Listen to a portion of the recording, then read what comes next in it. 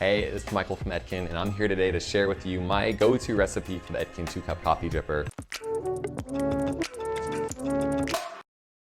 So my recipe today is 18 grams of coffee and 300 grams of water.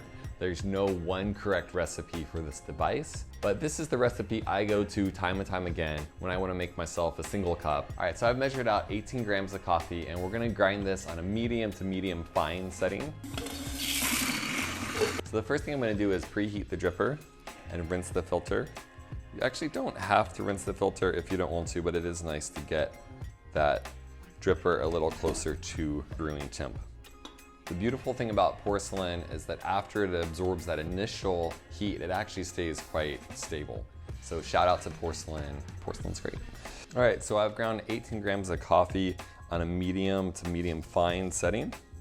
Essentially at this volume, we want our brew time to be between 2.5 to 3 minutes. So I'm gonna start by applying 50 grams of that water in the bloom. I'm starting my timer as I start pouring. I wanna briskly add that first 50 grams and let the gases begin to escape from the coffee grounds.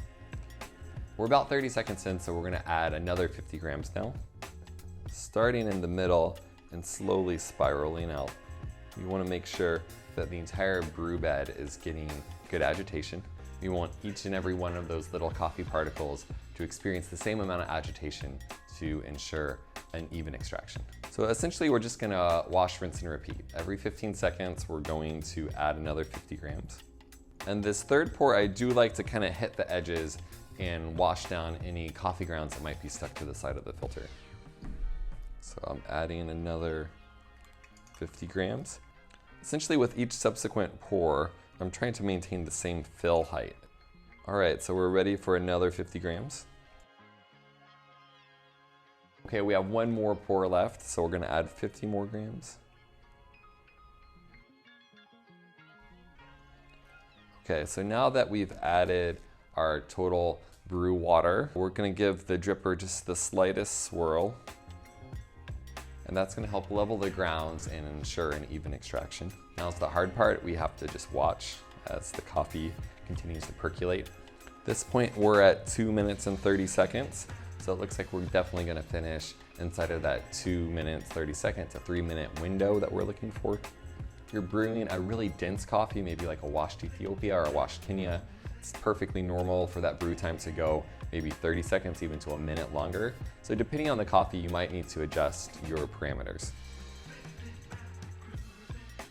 All right, 3 minutes on the dot.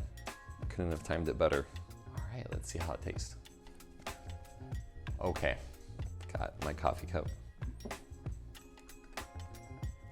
Shout out to Curve Coffee Roasters if you're in the UK.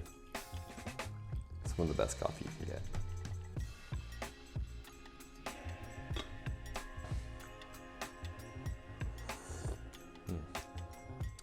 Say make plenty. Sometimes you want to keep it to yourself.